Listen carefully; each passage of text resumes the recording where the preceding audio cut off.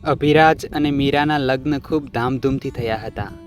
શેરીમાં દીવા પ્રગટાવવામાં આવ્યા, બેન્ડ બાજા વાગ્યા, મિજબાનીઓ થઈ અને ચારે બાજુ ખુશીનો માહોલ હતો. મીરાના ચહેરા પર નવવધૂની શરમ અને નવા જીવનની પ્રસન્નતા સ્પષ્ટપણે ઝળકી રહી હતી. અભિરાજ પણ ખૂબ ખુશ હતો કે આખરે તેને પોતાની પસંદની શાલીન અને સૌમ્ય સ્વભાવની છોકરી જીવનસાથી તરીકે મળી ગઈ છે. તેણે પોતે વચન આપ્યું હતું કે તે મીરાને દરેક ખુશી આપશે અને તેને ક્યારેય કોઈ કમીનો અહેસાસ થવા દેશે નહીં. બંનેનો સંબંધ પ્રેમ અને વિશ્વાસથી જોડાયેલો હતો અને શરૂઆતમાં એવું લાગવા માંડ્યું કે જાણે જિંદગી ખરેખર એક સુંદર સપનું બનવા જઈ રહી છે. માના મનમાં પણ સંતોષ હતો કે દીકરીના લગ્ન થઈ ગયા અને હવે ઘરમાં એક નવી વહુ આવી ગઈ છે જે ઘરના કામકાજમાં મદદ કરશે. શરૂઆતના કેટલાક દિવસોમાં માએ ખૂબ સ્નેહ બતાવ્યો. મીરાને વહુ નહીં પરંતુ દીકરી કહીને બોલાવી.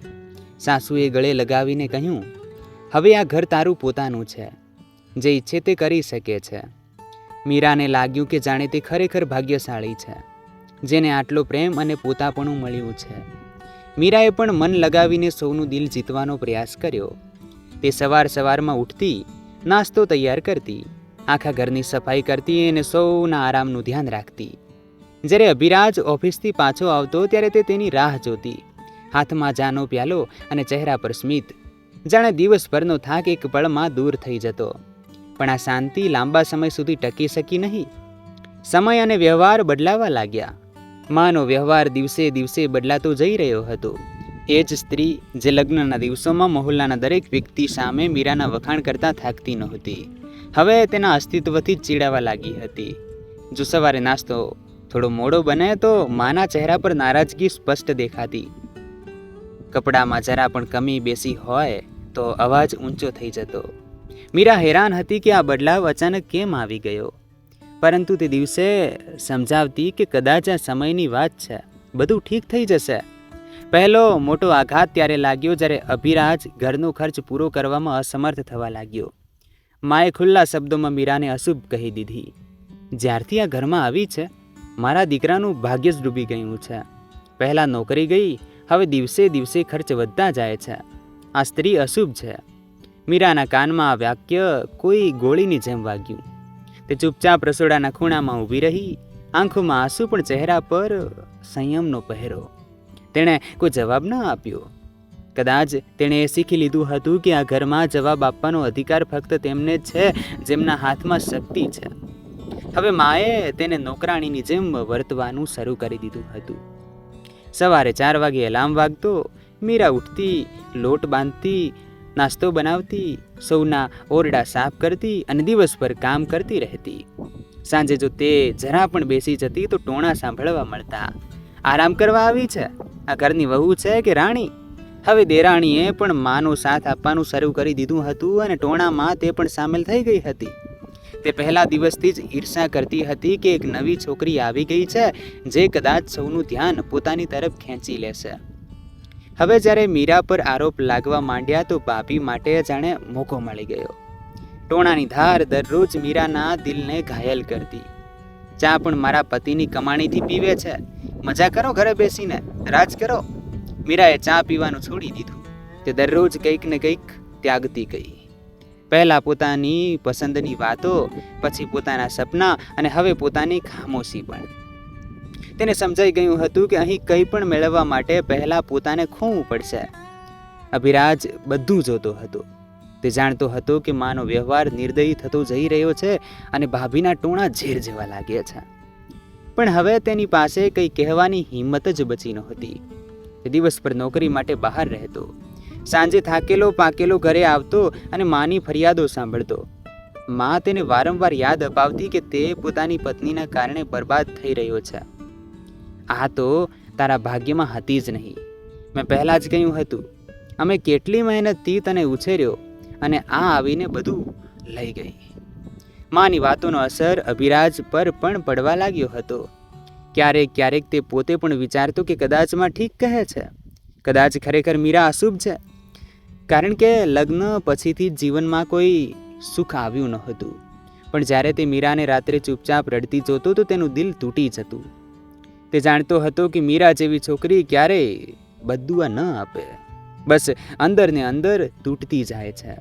એક દિવસ એવો પણ આવ્યો જ્યારે માએ મીરાને સૌની સામે ઠપકો આપવાનું શરૂ કરી દીધું, ફક્ત એટલા માટે કે શાકમાં મીઠું થોડું વધારે હતું.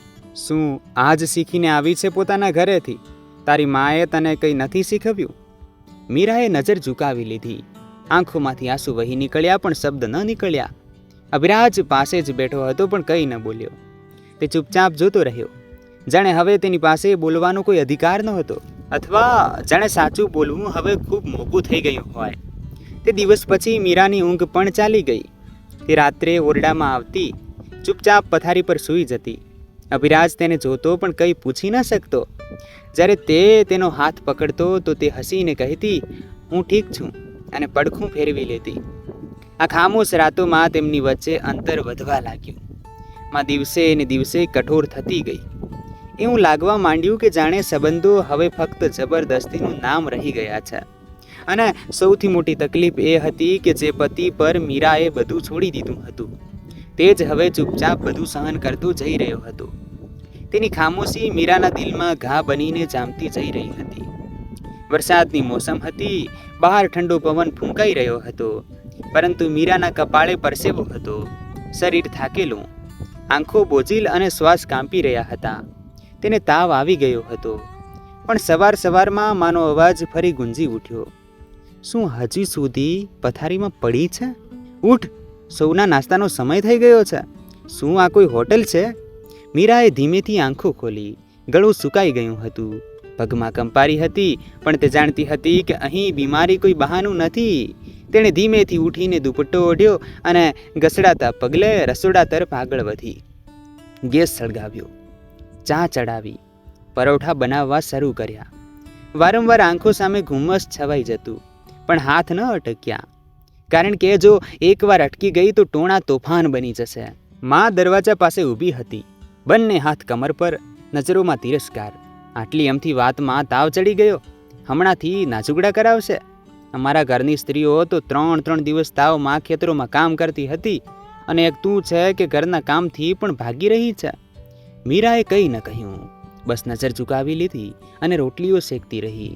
ભાભી ઓરડામાંથી બહાર નીકળી, આંગળીઓથી વાળ સરખા કરતી, અને જેવી મીરાની હાલત જોઈ હસી પડી. તો તાવમાં પણ કામ કરી રહી છે. ખરેખર સેવા ભાવનાથી ભરેલી વહુ છે. બસ જરા ચા પણ મારા પતિની કમાણીથી પીવે છે, બાકી બધું પોતે જ કરી દીધું.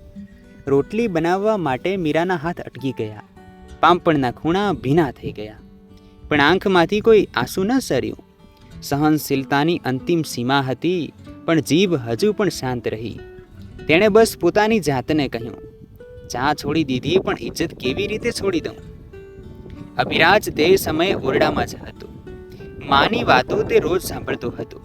હવે તે અવાજો નવા નહોતા લાગતા. તે અંદરથી શર્મિંદો થતો, પણ હિંમત નહોતો કરી શકતો કે જઈને કંઈક બોલી શકે. તે જાણતો હતો કે જો વચ્ચે આવ્યો તો માનો ગુસ્સો ઓર વધી જશે, અને મીરાને ઓર વાતો સાંભળવી પડશે. એટલે તે ચૂપ રહ્યો, પથારી પર સૂતો રહ્યો, જાણે કંઈ થયું જ ન હોય. મીરાએ પોતાનું બધું કામ પૂરું કર્યું, વાસણ ધોયા, ભોંયતળિયું સાફ કર્યું, અને પછી જઈને રસોડાના ખૂણામાં બેસી ગઈ. તાવ ઓર ચડી ગયો હતો, હાથ કાંપવા લાગ્યા હતા. તે જ સમયે માએ ફરી અવાજ આપ્યો, ચા લાવી દે, હું થાકી ગઈ છું. મીરા ફરીથી ઉઠી, કપ ઉઠાવ્યો, ચા નાખી, અમ્મા પાસે જઈને મૂકી અને પાછી જવા લાગી. તો માએ રોકી લીધી. રોકાઈ જા જરા, સાંભળ, કપડાં ધોવાના છે, બાથરૂમ સાફ કરવાનું છે, અને વિનુની ફાઇલ પણ કાઢીને મૂકી દે છે. તે સાંજે આવી રહ્યો છે. અને સાંભળ, પિયર ફોન ન કરતી, અમે અહીં તને ખવડાવવા પીવડાવવા માટે પૂરતા છીએ. મીરાએ બસ માથું હલાવ્યું અને ઓરડા તરફ આગળ વધી. તેના પગ લથડી રહ્યા હતા, પણ તે પડવા નહોતી માંગતી, કારણ કે અહીં પડવાનો મતલબ હતો હંમેશા માટે નીચા દેખાડવામાં આવવું. અભિરાજ દરવાજા પાસે ઊભો બધું જોઈ રહ્યો હતો. તેનું દિલ અંદરથી તૂટી રહ્યું હતું, પણ હોઠ શાંત હતા. જ્યારે મીરા પાસેથી પસાર થઈ તો તેણે ધીમેથી તેનો હાથ પકડ્યો. કંઈક ખાઈ લે અને દવા લઈ લે. મીરાએ બસ હળવું સ્મિત આપ્યું. પૈસા નથી દવા માટે. આ વાક્ય જાણે અભિરાજના છાતીમાં તીર બનીને ઉતરી ગયું. તેનું ખિસ્સું ખરેખર ખાલી હતું. છેલ્લા મહિના પછીથી કામ મળ્યું નહોતું અને જે થોડા ઘણા પૈસા હતા તે પણ માને આપી દીધા હતા. તેને લાગ્યું હતું કે મા ઘરનો ખર્ચ ચલાવી લેશે, પણ હવે સમજમાં આવ્યું કે મા માટે મીરાનો ખર્ચ જ નહોતો. તે જ સાંજે મીરાએ હિંમત કરીને મા પાસે થોડા પૈસા માંગ્યા. મા, દવા લઈ લઉં? ખૂબ તાવ છે. માનો જવાબ એ જ જૂનો, તને રોજ કોઈને કોઈ બહાનું જોઈએ. જો તારી દવાઓ લાવવા માંડીએ તો ઘરનું બજેટ બગડી જશે. આ બધું નાટક બંધ કર. મીરા ચૂપચાપ પાછી ફરી ગઈ. દવાની આશા ખતમ થઈ ચૂકી હતી. તેણે પાણી પીધું અને સૂઈ ગઈ. શરીરમાં આગ લાગી રહી હતી, પણ ઓરડામાં સન્નાટો હતો. અભિરાજ પાસે બેઠો હતો. તેણે મીરાનો હાથ પકડ્યો. હું કંઈ નથી કરી શકતો, પણ હું કોશિશ કરી રહ્યો છું. બસ થોડી વધુ ધીરજ રાખ. આ એક એવી રોશનીસી હતી જેનું દરેક પાનું શરમ, લાચારી અને તકલીફથી લખાઈ રહ્યું હતું. અને દરરોજ તે સ્ત્રી જે કોઈ સમયે સપના લઈને આ ઘરમાં આવી હતી, હવે પોતાની જાતથી નજર ચોરવા લાગી હતી. કદાચ તે પોતાની જ નજરોમાં ખોવાઈ ચૂકી હતી. મીરાને તાવ આવ્યાને ઘણા દિવસો થઈ ચૂક્યા હતા. ન તો દવા મળી, ન આરામ. તે સવારથી સાંજ સુધી ઘરના કામોમાં લાગેલી રહેતી અને રાત્રે થાકેલા શરીર સાથે બસ એક પ્રાર્થના કરતી, હે ભગવાન, કોઈ રસ્તો કાઢી દે. અભિરાજ તેની હાલત જોઈ રહ્યો હતો, પરંતુ પોતાની લાચારીમાં જકડાયેલો હતો. તે દરરોજ કામની શોધમાં નીકળતો, ઓફિસ ભટકતો, પરંતુ દર વખતે ખાલી હાથે પાછો આવતો. ઘરમાં પૈસાની તંગી, માની કડવાશ અને મીરાની ખામોશ પીડાએ તેના દિલ પર બોજ નાખી દીધો હતો. એક દિવસ તેની મુલાકાત એક મિત્ર સાથે થઈ જે દુબઈથી આવ્યો હતો. તે ખૂબ સહજતાથી કહી રહ્યો હતો, ભાઈ, વિદેશમાં મહેનત કરો પણ બદલામાં સન્માન, પૈસા બધું મળે છે. અહીં રહીને શું કમાશો? ન ઇજ્જત છે ન રોજગાર. ત્યાં ઓછામાં ઓછું પોતાની જાત પર ગર્વ તો થાય છે. આ વાત અભિરાજના દિલને સ્પર્શી ગઈ. તે જાણતો હતો કે આ જિંદગી જેને તે જીવી રહ્યો છે, ખરેખર જીવવું નહીં, ગુંગળાઈને જીવવું છે. તે પોતાની જાતને મીરા સામે અપરાધી સમજવા લાગ્યો હતો. તેની આંખોમાં જોવું હવે મુશ્કેલ થઈ ગયું હતું.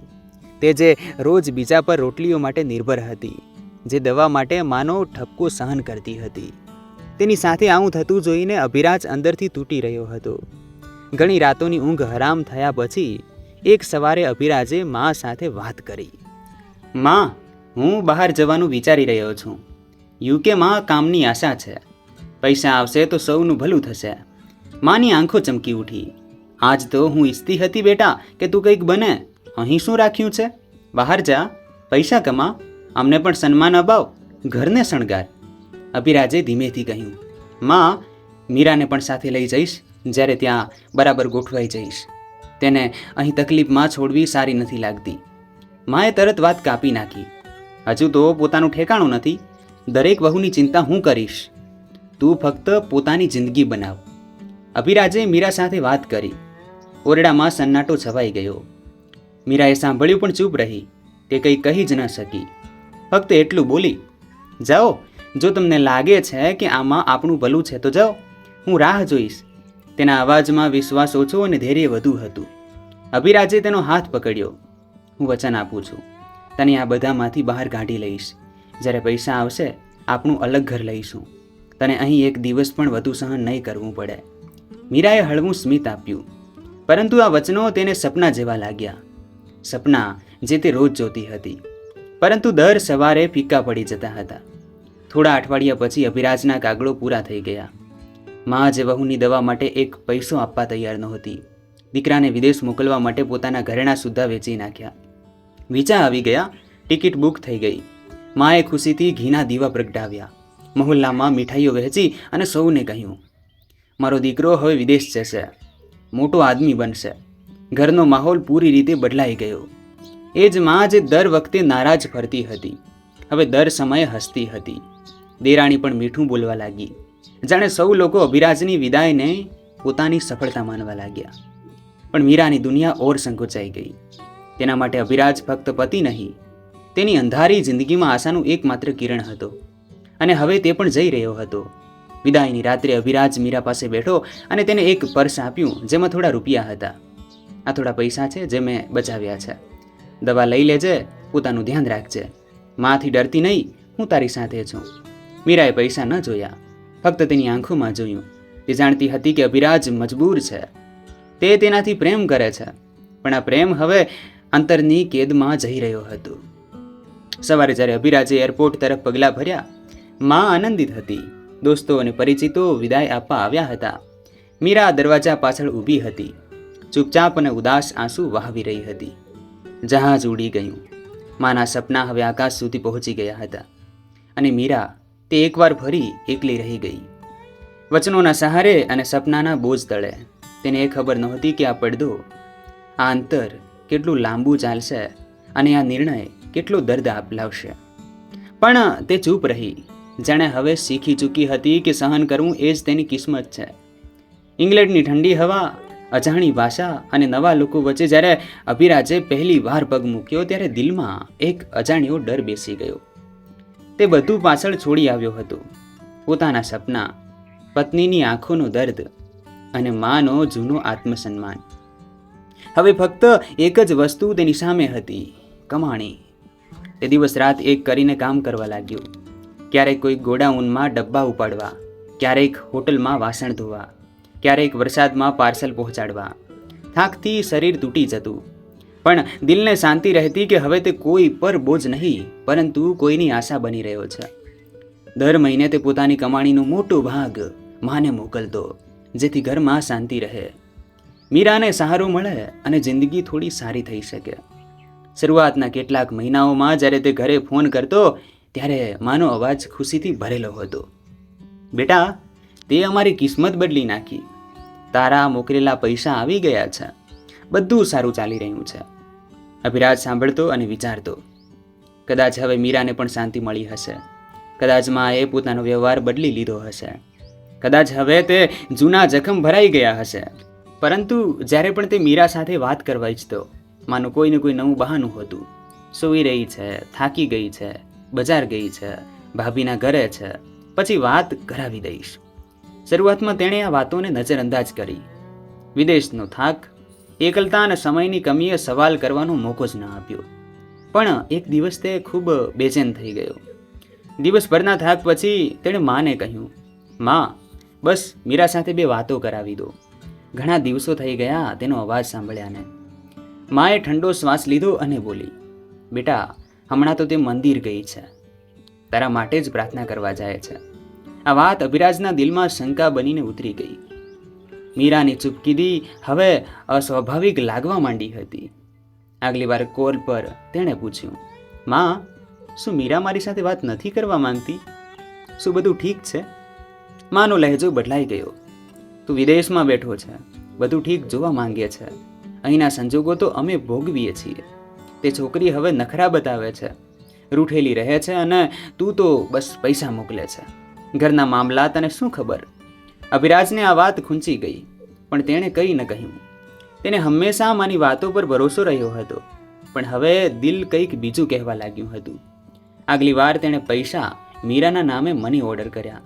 દિલમાં આશા હતી, કદાચ તે ખુશ થઈ જશે. કદાચ કોઈ પત્ર કે ફોન આવે, કોઈ આભાર, કોઈ નમસ્તે જ સહી. પણ ફક્ત ચૂપકીદી મળી. ફોન કર્યો તો માં બોલી, હવે પત્નીના ચક્કરમાં માને નજરઅંદાજ કરીશ? તે પોતે જ કંઈ નથી બોલતી, તું શું આશા રાખીને બેઠો છે? અભિરાજનું મન ગૂંચવણમાં પડી ગયું. શું મીરા ખરેખર ખુશ નથી કે કંઈક છુપાવવામાં આવી રહ્યું છે? પણ દર વખતે તે પોતાની જાતને સમજાવતો, ના, માં અમને જૂઠું કેમ બોલશે? તે તો બધું સંભાળી રહી છે. કદાચ મીરા જ બદલાઈ ગઈ છે. વિદેશમાં સમય વીતતો ગયો. અભિરાજની કમાણી સારી થવા લાગી. તેણે કપડાની એક દુકાનમાં પાર્ટ ટાઈમ નોકરી પકડી લીધી, જ્યાં તેને થોડું સન્માન મળવા લાગ્યું. તે પોતાની જાતને એક નવો માણસ અનુભવવા લાગ્યો, મજબૂત, જવાબદાર અને કંઈક કરી બતાવવાવાળો. પણ દિલમાં એક કમી હજુ પણ હતી. મીરાનો અવાજ, તેની વાતો, તેની ખબર અંતર. દિવસ રાત મહેનત છતાં તે એકલો હતો. રૂમમાં એક ખૂણામાં સૂઈને તે રાત્રે ફોનની સ્ક્રીન પર ફક્ત એક સંદેશનો ઇંતજાર કરતો, હું ઠીક છું. પણ તે સંદેશ ક્યારેય આવ્યો જ નહીં. તેણે એક દિવસ પોતાની જાતને વચન આપ્યું કે આ વખતે મીરા સાથે વાત કર્યા વિના ફોન નહીં મૂકું. તેણે સમય કાઢ્યો, દિલને મજબૂત કર્યું અને માને ફોન કર્યો. માં, મીરા સાથે વાત કરાવો હમણાં. માના લહેજામાં તે નરમાઈ નહોતી જે પહેલાં થતી હતી. કેમ દર વખતે જીદ કરે છે તું? તે કોઈ કામથી બહાર ગઈ છે, તને કેમ ચેન નથી આવતું? બધું ઠીક છે, પૈસા સમયસર મળી રહ્યા છે ને? હવે પત્નીની આટલી ફિકર છે તો લઈ આવ તેને અહીં. અભિરાજ ચોંકી ગયો. માના શબ્દોમાં છુપાયેલો ટોણો ખૂબ સ્પષ્ટ હતો. તે એક પળ માટે ખામોશ થઈ ગયો. પછી ધીમેથી બોલ્યો, માં, બસ તેનો અવાજ સાંભળવા માંગુ છું. આમાં શું ખોટું છે? માએ વ્યંગ્યથી કહ્યું, આજે તો તું પરદેશ ગયો છે અને દિલ ત્યાં જ લગાડી બેઠો છે. જ્યારે અહીં હતો ત્યારે આટલી ફિકર નહોતી તને. હવે બધું યાદ આવી રહ્યું છે. આ સાંભળીને અભિરાજનું દિલ કંપી ઉઠ્યું. માનો આ વ્યવહાર નવો નહોતો, પણ આ વખતે સખત જરૂર હતો, જેણે શંકાની પહેલી લહેરને જન્મ આપી દીધો. તે વિચારવા લાગ્યો, જો ખરેખર મીરા ખુશ છે, જેવું માં બતાવે છે, તો પછી વાત કરવાથી કેમ રોકવામાં આવી રહી છે? દર વખતે કોઈ નવું બહાનું કેમ? દર વખતે એક નવી દિવાલ કેમ? બીજા દિવસે અભિરાજે ભાભીને ફોન કર્યો. ઘણા દિવસો પછી પહેલી વાર વાત થઈ. ભાભી, મીરા કેવી છે? ભાભીએ વાતને ટાળવાનો પ્રયાસ કર્યો. બધું ઠીક છે ભાઈ, ઘર એમ જ ચાલી રહ્યું છે. મીરા કામમાં વ્યસ્ત રહે છે. અભિરાજે દબાણ કરતા કહ્યું, મારી તેની સાથે વાત કરાવી દો. તમારાથી છુપાવીને કંઈ નથી માંગી રહ્યો. ભાભી થોડીવાર ચૂપ રહી, પછી ધીમેથી બોલી, ભાઈ, વાત કરાવવા માટે તે કંઈક કહેવાની હાલતમાં હોવી જોઈએ ને. ક્યારેક તો તે જાણે પોતાની જાતમાં જ ખોવાઈ જાય છે. ચૂપ અલગ અને માં હવે પહેલાથી પણ વધારે સખત થઈ ગઈ છે. આ શબ્દો અભિરાજ પર જાણે વીજળી બનીને પડ્યા. તે જે સપનું જોઈ રહ્યો હતો કે મીરા હવે શાંતિમાં છે, તે બધું જૂઠું હતું. જે પૈસા તે દર મહિને મોકલતો હતો તે ફક્ત માની શાન પર ખર્ચ થતા હતા. મીરા સુધી તો તે પહોંચતા જ નહોતા. તે રાત્રે અભિરાજે પડખા ફેરવતા વિતાવી. ઓરડાની દિવાલો તેના પર તંગ થઈ રહી હતી. તેની અંદર એક સ્વર ઉઠી રહ્યો હતો, જે કોઈ શાંતિની શોધમાં ભટકી રહ્યો હતો. મીરાનો અવાજ તેની ખામોશીથી પણ વધારે બોલવા લાગ્યો હતો. જાણે દરેક ક્ષણ, દરેક શ્વાસ અભિરાજથી એક જ સવાલ કરી રહી હોય, ક્યાં છો તમે? બીજા દિવસે કામ પર પણ મન ન લાગ્યું. તે ગૂંચવાયેલો રહ્યો. વિચારો વિખરાયેલા હતા. વાતોનો મતલબ સમજાતો નહોતો. પાછા ફરતી વખતે દોસ્તે પૂછ્યું, બધું ઠીક છે ને? અભિરાજે બસ એટલું કહ્યું, ખબર નથી, અથવા કદાચ નહીં. આ તેની જિંદગીમાં પહેલીવાર હતું જ્યારે તેને અહેસાસ થયો કે તેના હાથમાંથી કંઈક સરકી રહ્યું છે અને તે ઈચ્છવા છતાં તેને રોકી નથી શકતો. ન તો સમજી શકતો હતો કે અસલી સત્ય શું છે. અને આ જ શંકાની પહેલી લહેર હતી જે આવનારા તોફાનની આહટ બની ચૂકી હતી. લંડનના વરસાદે તે દિવસે પણ અભિરાજને ભીંજવી દીધો હતો. પણ આ વરસાદથી વધારે તે દર્દ હતું જે તેની અંદર વહી રહ્યું હતું, જે હાડકાં સુધી ઉતરી ગયું હતું. ઘણા દિવસોથી ઊંઘ નહોતી આવી.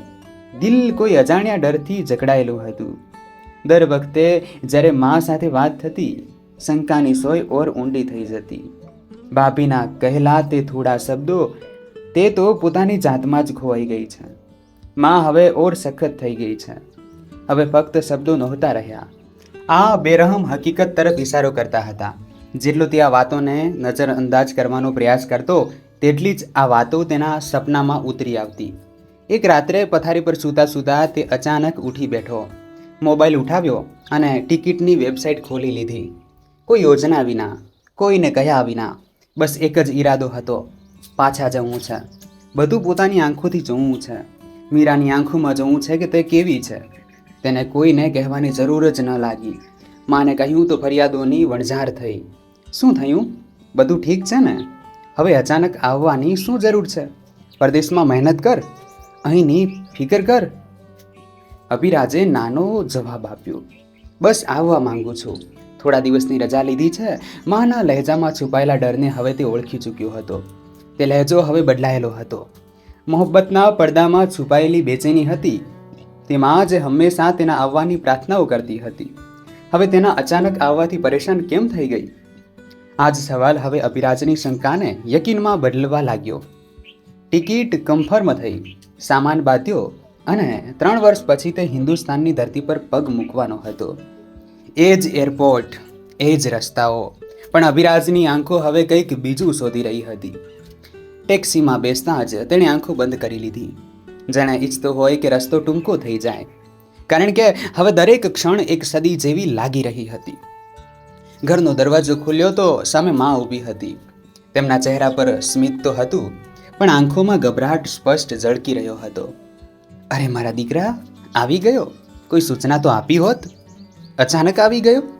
અભિરાજે માને ગળે લગાવ્યા, પણ તેની પકડ ઢીલી હતી. તેમાં એક અજીબ પ્રકારની ઉદાસીનતા હતી જેને માં છુપાવવાની કોશિશ કરી રહી હતી, અને દીકરો સમજવા લાગ્યો હતો. અભિરાજે આમ તેમ નજર દોડાવી. મીરા ક્યાં છે? માએ ખચકાતા કહ્યું. તે અંદર છે, કદાચ સૂઈ રહી છે. આજે સવારથી થાકેલી લાગી રહી હતી. અભિરાજ જૂતા ઉતાર્યા વિના મીરાના ઓરડા તરફ આગળ વધ્યો. દરવાજો ધીમેથી ખોલ્યો. ઓરડામાં અંધારું હતું, બસ બારીમાંથી થોડો પ્રકાશ આવી રહ્યો હતો. મીરા પલંગ પર સૂતી હતી, ગરદન એક તરફ ઝૂકેલી હતી અને શરીર જાણે નિશ્ચલ પડ્યું હતું. તેના ચહેરા પર થાક નહીં, પણ જાણે સંવેદના શેષ નહોતી બચી. અભિરાજના શ્વાસ થંભી ગયા. તે ધીમેથી પાસે જઈને બોલ્યો, મીરા. મીરાએ આંખો ખોલી. ઓળખવામાં થોડી ક્ષણો લાગી, અને જ્યારે ઓળખ્યો ત્યારે હોઠો પર સ્મિત ના આવ્યું. બસ આંખોમાંથી આંસુ વહેવા લાગ્યા. અભિરાજે તેના હાથ પકડ્યા. તે હાથ જે ક્યારેક કોમળ હતા, હવે વૃક્ષ થઈ ચૂક્યા હતા. શું થયું તને? આ બધું કેવી રીતે થયું? મીરાએ કંઈ ન કહ્યું, બસ અભિરાજ તરફ જોયું અને નજર ચૂકાવી દીધી. તેની આંખોમાં કોઈ ફરિયાદ નહોતી, બસ થાક હતો. તે ચૂપકીદી જે બધું કહી જતી હતી. અભિરાજની પીઠ પાછળ માનો અવાજ આવ્યો, જો બેટા, આ છોકરી તો છે જેવી, ઓછું બોલે છે, પોતાની દુનિયામાં રહે છે. અમે તો બહુ કોશિશ કરી તેને ખુશ રાખવાની, પણ ખબર નહીં તેને ક્યારે શું ખોટું લાગી જાય છે. અભિરાજે મા તરફ જોયું, જાણે વર્ષોનો હિસાબ લેવાનો હોય. માં, હું કંઈ નથી કહી રહ્યો, બસ 2 દિવસ રહેવા દો, બધું સમજાઈ જશે. માના ચહેરા પર પરસેવાની હળવી પરત ઉપસી આવી. તેમણે વાતને હસીને ટાળવાની કોશિશ કરી. હા, તું થાકેલો છે, આરામ કર, હું જમવાનું લગાવું છું. પણ અભિરાજ હવે જાણી ચૂક્યો હતો કે આ ઘરમાં બધું એવું નથી જેવું બતાવવામાં આવ્યું હતું. તે દરેક દિવાલ, દરેક ચૂપકીદી, દરેક અદાને વાંચવા લાગ્યો હતો. મીરાની આંખો નીચે ઘેરા ડાઘ, દુબળું પાતળું શરીર, ખામોશ હોઠ, બધું આ વાતની ગવાહી આપી રહ્યું હતું કે તેના પર સમય સાથે અન્યાય પણ થયો છે, અને તેનો અવાજ પણ દબાવી દેવામાં આવ્યો છે. અભિરાજના આવવાથી ઘરનો માહોલ બદલાઈ ગયો હતો. માં વધારે બોલવા લાગી હતી. દર વખતે નરમાઈ બતાવતી. ભાભી હસી હસીને વાતો કરતી, જાણે બધું સામાન્ય હોય. પણ હવે અભિરાજ તે ભોળો અભિરાજ નહોતો રહ્યો. તેણે દુનિયા જોઈ હતી, જૂઠ ઓળખવા લાગ્યો હતો, અને હવે તે સચ્ચાઈ જાણવાનો સંકલ્પ લઈને આવ્યો હતો. આ ફક્ત વાપસી નહોતી, આ હિસાબની શરૂઆત હતી. એક ખામોશ પરંતુ નિર્ણાયક વળાંક. અભિરાજને આવ્યાને 2 દિવસ થઈ ચૂક્યા હતા, પણ ચેનનો એક પળ પણ નસીબ નહોતો થયો. દરેક પગલે કંઈક ને કંઈક અજીબ લાગતું હતું. માની કારણ વગરની નરમાઈ, બાભઈની અસ્વાભાવિક હાંસી, અને સૌથી વધુ મીરાની સતત ખામોશી. તે ન તો અભિરાજ સાથે આંખો મેળવી શકતી, ન મનની વાત કહી શકતી. જાણે કોઈ ઊંડી ચોટ અંદર સુધી લાગી ચૂકી હોય, જેના પર હવે કેવળ ચૂપકીદીનો પાટો બાંધવામાં આવ્યો હોય. રાત્રે જ્યારે સૌ સુવા ચાલ્યા ગયા, અભિરાજને ઊંઘ નહોતી આવી રહી. તેણે ઘણી વાર પડખા ફેરવ્યા, પણ બેચેની શરીરમાં ઉતરી આવી હતી. અચાનક તેને એક હળવો પગરવ સંભળાયો, જાણે કોઈએ દબાયેલા પગે ઓરડામાંથી બહાર નીકળવાની કોશિશ કરી હોય. તે ઉઠ્યો અને ધીમેથી દરવાજામાંથી ડોકિયું કર્યું. પગ ગલિયારો ખાલી હતો. તે રસોડા તરફ આગળ વધ્યો. કદાચ કોઈને પાણીની જરૂર હોય, પણ ત્યાં પણ કોઈ નહોતું. બસ એક અજીબ પ્રકારનો સન્નાટો હતો, જાણે કોઈ રહસ્ય છુપાવવાની કોશિશ કરી રહ્યું હોય. અચાનક તેનું ધ્યાન મીરાના ઓરડા તરફ ગયું. દરવાજો અડધો ખુલ્લો હતો, અને એક મધ્યમ પ્રકાશ અંદરથી ડોકાઈ રહ્યો હતો. દિલમાં એક અજાણ્યો ડર લઈને તે ધીમે ધીમે તે તરફ આગળ વધ્યો. દરવાજો ધીમેથી ખોલ્યો, અને જે દ્રશ્ય તેણે જોયું તેના પગ ત્યાં જ થંભી ગયા. મીરા ફર્શ પર લગભગ બેભાન પડી હતી. તેના હાથો પર ઘેરા વાદળી નિશાન હતા. કપાળ પર એક જૂનો ઘા અને પગ પર જૂના જખમોના નિશાન સ્પષ્ટ બતાવી રહ્યા હતા કે આ બધું એક દિવસની વાત નથી, તેનો દુપટ્ટો એક તરફ પડ્યો હતો અને તેના શ્વાસ અનિયમિત ચાલી રહ્યા હતા. અભિરાજ ઝડપથી આગળ વધ્યો. મીરા, આ તને શું થયું? તેણે મીરાને સહારો આપીને ઊભી કરવાની કોશિશ કરી, પણ તે પૂરી રીતે હોશમાં નહોતી. તેની આંખો બંધ હતી, હોઠ સૂકા અને ચહેરો બિલકુલ ફિક્કો. અભિરાજ પાણીનો ગ્લાસ લાવ્યો અને તેના હોઠો સાથે લગાવ્યો. મીરાએ થોડું પાણી પીધું અને ધીમે ધીમે આંખો ખોલી. થોડી પળો તો તેને ઓળખવામાં તકલીફ થઈ. પછી જાણે હોશની એક હળવી લહેર દોડી. તેણે અભિરાજને જોયો. તેની આંખોમાં ડર અને શરમનો એક અજીબ પ્રકારનો મિશ્રણ હતો. તમે કેમ આવ્યા? તેનો અવાજ ખૂબ જ ધીમો અને કમજોર હતો. અભિરાજનું દિલ કંપી ઉઠ્યું. તે છોકરી જેણે હંમેશા મજબૂતી બતાવી હતી, આજે પૂરી રીતે તૂટી ચૂકી હતી. આ બધું કેવી રીતે થયું? કોણે કર્યું? બોલતી કેમ નથી? મીરાએ નજર નીચી કરી લીધી. હોઠોમાંથી કોઈ શબ્દ ન નીકળ્યો, બસ ખામોશ રહી. પછી ધીમેથી બોલી, મેં તમને કંઈ નથી કહ્યું કારણ કે તમે દૂર હતા, મહેનત કરી રહ્યા હતા અને અહીં કંઈ પણ તમારી મા વિરુદ્ધ કહેવા જેવું નહોતું. અભિરાજ પાછળ હટી ગયો, જાણે કોઈએ તેના ચહેરા પર તમાચો માર્યો હોય. માં, આ બધું માએ કર્યું છે? મીરાએ બસ આંખો બંધ કરી લીધી, જાણે હવે ઓર કંઈક કહેવું તેના માટે અસહ્ય હોય. અભિરાજની નજર એક એક ઘા પર રોકાઈ રહી હતી. વાદળી નિશાન, ઉજરડા, કમજોર શરીર, દરેક નિશાન એક લાંબા અત્યાચારની કહાણી કહી રહ્યું હતું. તેને પોતાની માના તે શબ્દો યાદ આવવા લાગ્યા. તે તો બસ ખામોશ રહે છે, નખરા બતાવે છે, દિલ નથી લાગતું ઘરમાં. હવે તેનું બધું એક ઝાડ લાગી રહ્યું હતું. એક એવી ઝાડ જે તેની માએ વણી હતી, જેમાં મીરાને ધીમે ધીમે કેદ કરવામાં આવી. તેનો અવાજ છીનવાયો, તેના અસ્તિત્વને મિટાવવામાં આવ્યું. અભિરાજે મીરાને પલંગ પર સુવડાવી, ધાબળો ઉઠાડ્યો અને તેની પાસે બેસી ગયો. તેની આંખોમાં આંસુ હતા, પણ હોઠો પર ફક્ત એક શબ્દ હતો, માફ કરજે. મીરાએ મુશ્કેલીથી આંખો ખોલી. માફ કરવાની વાત નથી અભિરાજ, બસ હવે હું અહીં ઓર નથી રહી શકતી. અભિરાજનું દિલ જાણે કોઈએ મુઠ્ઠીમાં કસી લીધું હોય. આ એ જ ઘર હતું જ્યાં તેણે મીરાને પ્રેમ અને આશા આપી હતી, અને આજે એ જ છોકરી તે ઘરથી આઝાદી માંગી રહી હતી. પણ હવે તે જાણતો હતો, સમય આવી ગયો છે સચ્ચાઈ, ઇન્સાફ અને નિર્ણયનો. હવે કોઈ પડદો બાકી નહોતો. મીરાની હાલત જોયા પછી અભિરાજના દિલમાં એક આગ સળગી ઉઠી હતી.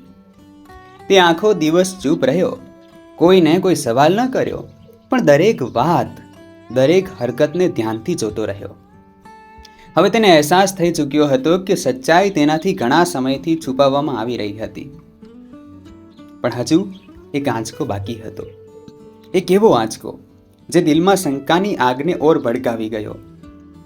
સવારે જ્યારે તે મીરાને આરામમાં જોઈને બહાર આવ્યો, ત્યારે મા રસોડામાં કામ કરી રહી હતી. મિત્રો, વિડીયોને અંત સુધી જોવા માટે તમને ખાસ વિનંતી છે, અને વિડીયોને એક લાઈક કરીને આપણી ચેનલને સબસ્ક્રાઈબ અવશ્ય કરી લેજો, અને કોમેન્ટમાં જય શ્રી કૃષ્ણ તમારે લખવું જ પડશે. જય શ્રી કૃષ્ણ. અભિરાજ ચૂપચાપ ખુરશી પર બેસી ગયો. માએ સામાન્ય રીતે નમસ્તે કર્યા, ચા સામે મૂકી અને ધીમા સ્વરે બોલી, બેટા, તું પરેશાન લાગે છે, બધું ઠીક તો છે? અભિરાજે નજર ન ઊંચી કરી, બસ સંક્ષેપમાં જવાબ આપ્યો, મીરાની તબિયત ઠીક નથી. માએ એક પળ માટે ચાનો ચમચો પકડ્યો, પછી મૂકી દીધો, જાણે કોઈ ખાસ વાત કહેવાની તૈયારી કરી રહી હોય.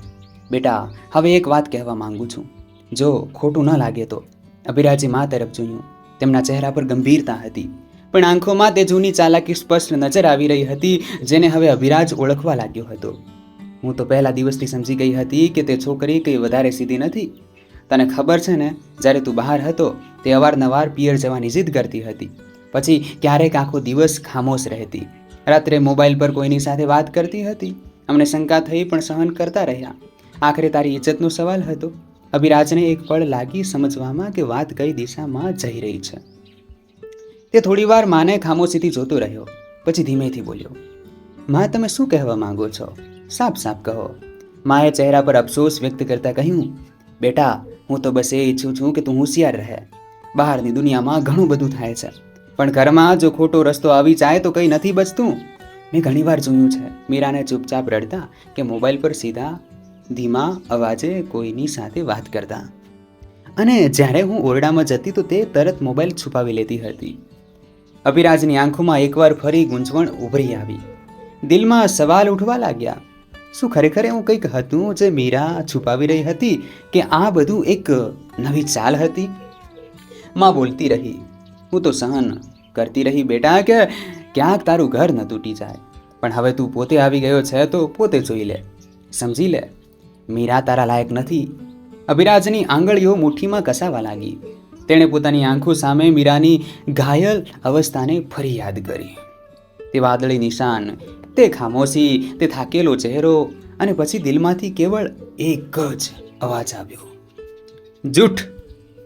તેણે ઊંડો શ્વાસ લીધો અને ધીમેથી બોલ્યો, માં, એક વાત કહું? મેં પોતાની આંખોથી તેના શરીર પર મારપીટના નિશાન જોયા છે.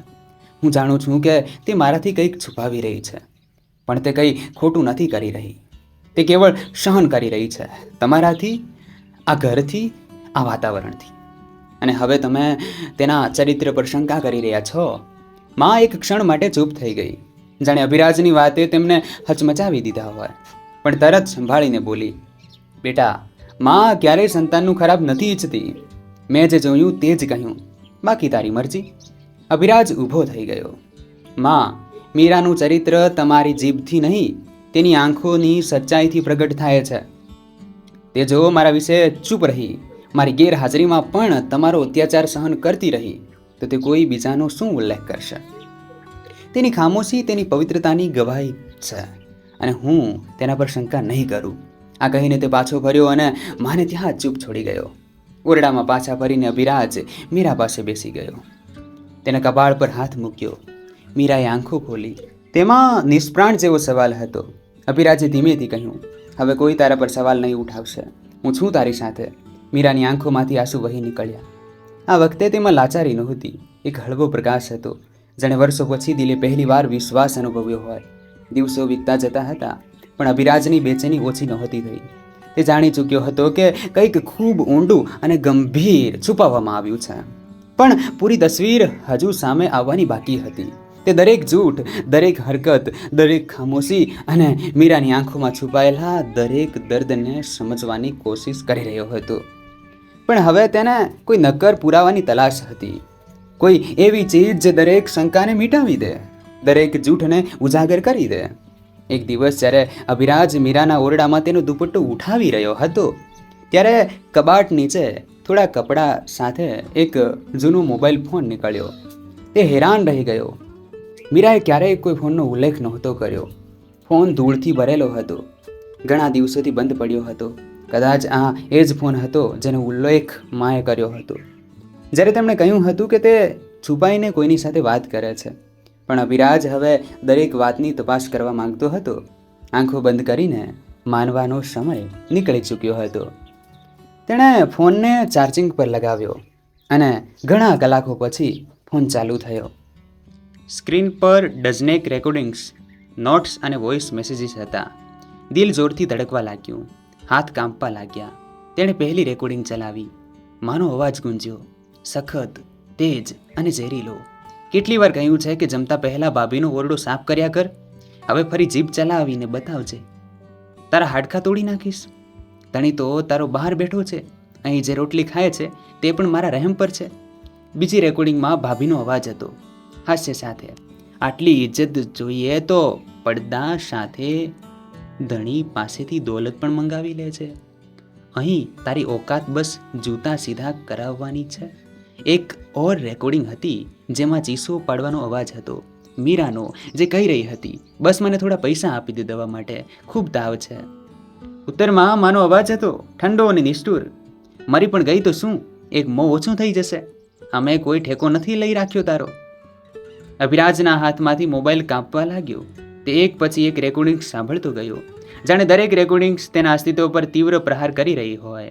તેની માં, જેને તે સૌથી વધુ માનતો હતો, જે તેની ઉછેર પર ગર્વ કરતી હતી, તે જ માં કોઈ દુશ્મનથી પણ વધુ નિષ્ઠુર સાબિત થઈ. તેને તે સમય યાદ આવ્યો જ્યારે તેણે વિદેશથી મીરા સાથે વાત કરવાની કોશિશ કરી હતી. દર વખતે માએ કોઈને કોઈ બહાનું બનાવ્યું. ક્યારેક કહ્યું તે સૂઈ રહી છે, ક્યારેક બજાર ગઈ છે, તો ક્યારેક કહ્યું પૂજાપાઠ કરી રહી છે. અને પેલી બાજુ મીરા તે સમયે મા અને ભાભીના અત્યાચાર સહન કરી રહી હતી.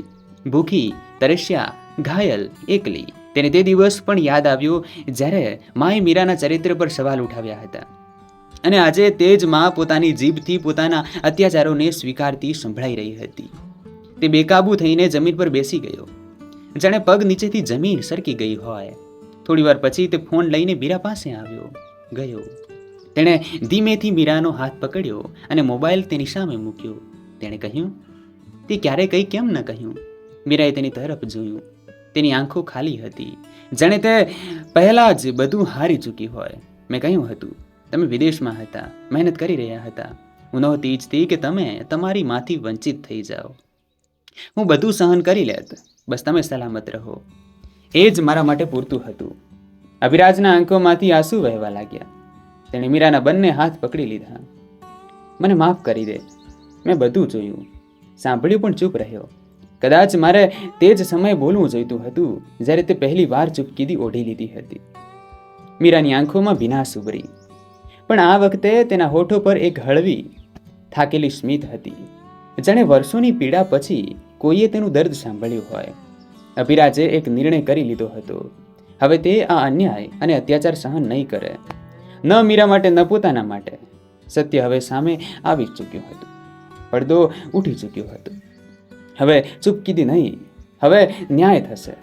માની સામે તે મોબાઈલ મૂકવા માંગતો હતો, જેથી દરેક તે અવાજ જે મીરાના આંસુઓમાં દબાયેલો રહી ગયો હતો હવે સૌની સામે ગવાહી બની શકે. સવારનો પ્રકાશ પૂરી રીતે ફેલાયો પણ ન હતો, પણ અભિરાજની આંખો જાગી ચૂકી હતી. છેલ્લી રાત પછી તેને ઊંઘ નહોતી આવી. મોબાઈલમાં રેકોર્ડ કરાયેલા અવાજો, તે ઝેરીલા શબ્દો, મીરાની સિસકીઓ, તેની જૂઠી હાંસી, બધું તેના મગજમાં ઘૂમી રહ્યું હતું. ઓરડામાં મીરા ઊંઘમાં હતી.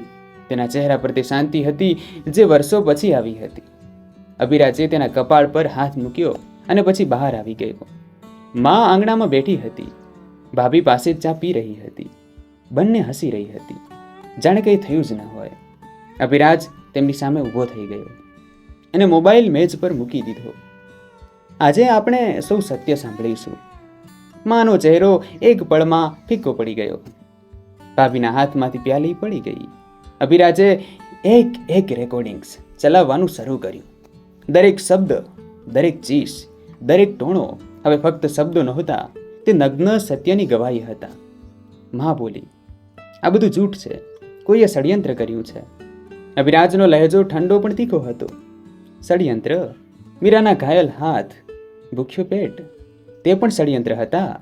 આ એ જ ઘર છે જેના ખર્ચ માટે હું વિદેશમાં દિવસ રાત મહેનત કરતો રહ્યો, અને તમે મારી પત્નીને ભૂખી રાખી. માં કંઈ ન બોલી શકી. ચહેરા પર શરમ નહીં, પણ જૂનું અભિમાન હતું જે હજુ પણ હાર માનવા તૈયાર નહોતું. અભિરાજે ભાભી તરફ જોયું. અને તું વહુ થઈને વહુ સાથે સાવકી માં જેવો વ્યવહાર કર્યો. તેના જખમો પર મલમ લગાવવાને બદલે મીઠું છાંટ્યું. તારી જીભના ઝેરે તેને તોડી નાખી. મેં દરેક તે વાત સાંભળી છે જે તે તેની પીઠ પાછળ કહી. ભાભી ગભરાઈ ગઈ. અમે તો મજાક કરી રહ્યા હતા, તેને સમજાતું નથી. અભિરાજે હાથ ઊંચો કરીને વાત કાપી નાખી. હવે મજાક બંધ, હવે હિસાબ થશે. પછી તે ચૂપ થઈ ગયો. મનમાં સન્નાટો છવાઈ ગયો. બસ ચાની પ્યાલી નીચે એક બળતો ડાઘ બચ્યો હતો, સંબંધનો, જાણે ઘરના પાયામાં લાગી ચૂક્યો હોય. તે મીરા પાસે પાછો આવ્યો. તે જાગી ચૂકી હતી અને ખામોશ નજરોથી અભિરાજને જોઈ રહી હતી. અભિરાજ તેની સામે બેઠો અને નજર ઝુકાવીને ધીમેથી કહ્યું, મીરા, તારા પર જે વીત્યું તે ફક્ત તેમનો જુલ્મ નહોતો, મારો વાંક પણ હતો. મેં તારા આંસુ જોયા પણ ચૂપ રહ્યો. મેં તારી ખામોશીને સમજી પણ કોઈ પગલું ન ભર્યું. મેં તને એકલી છોડી, આ વચન સાથે કે પાછો આવીને ખુશી આપીશ, પણ તારા ભાગે ધીરજ આપી.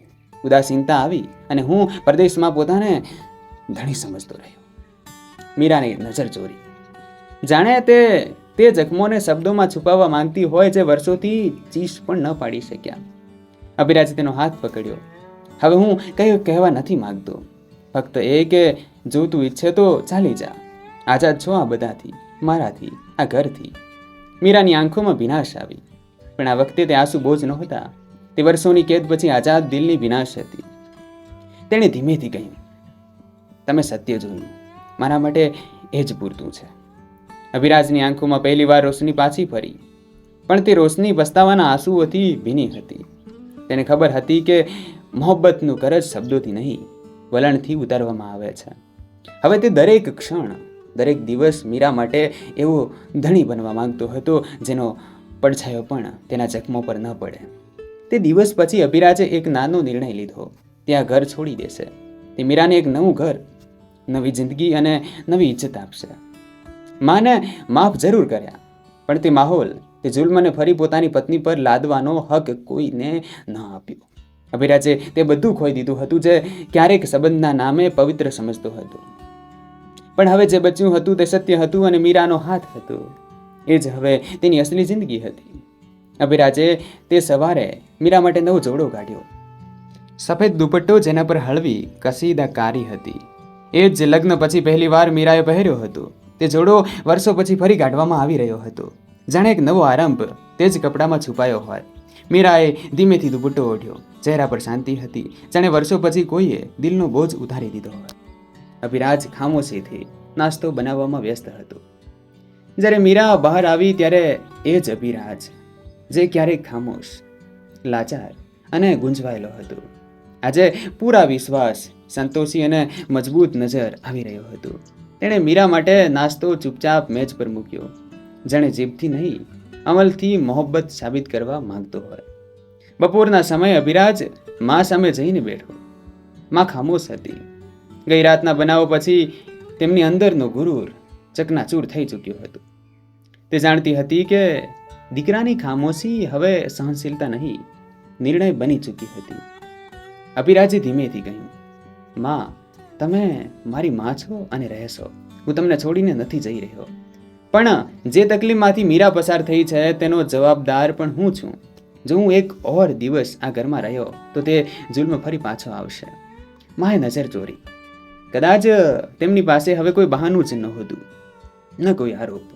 અભિરાજે ફરી કહ્યું, હું તમારાથી નારાજ નથી મા. હું તમને માફ કરું છું. જે થયું તે થયું, પણ હવે મીરાની જિંદગીને ઇજ્જત આપવી મારો ફરજ છે અને તેના માટે હું તેને આ ઘરથી લઈને જઈ રહ્યો છું. આ કહેતા તેના અવાજમાં કોઈ સખ્તાઈ નહોતી, પણ નિર્ણય પથ્થર પર લકીર જેવો હતો.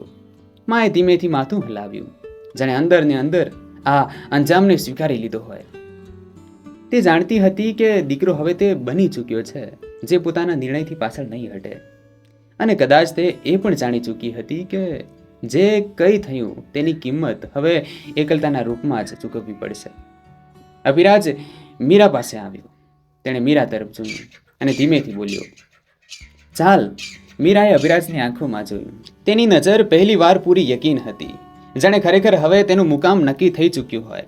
તેણે કોઈ સવાલ ન કર્યો, કોઈ ફરિયાદ ન કરી, પણ અભિરાજ સાથે કદમથી કદમ મિલાવીને ચાલી નીકળી. ઘરના દરવાજામાંથી નીકળતા અભિરાજે એક છેલ્લી નજર આંગણા પર નાખી. એ જ આંગણું જ્યાં મીરાને વર્ષો જુલ્મ સહન કરવો પડ્યો હતો, જ્યાં તેની ખામોશી દિવસ રાત ગુંજતી રહી અને જ્યાં ક્યારેક તેણે પોતાને કમજોર અનુભવ્યો. પણ આજે તે આંગણું તેના કદમો તળે હતું, તેની મરજી, તેના હક અને તેની નવી જિંદગીની ઉંબરે. અભિરાજ અને મીરાએ નવું ઘર લીધું. નાનું, સાદું પણ સંપૂર્ણ. ત્યાં કોઈ ટોણો નહોતો, કોઈ હુકમ નહોતો, કોઈ જબરદસ્તી નહોતી. ફક્ત બે લોકો જે એકબીજાને સાંભળવા, સમજવા અને ઇજ્જત આપવા માંગતા હતા.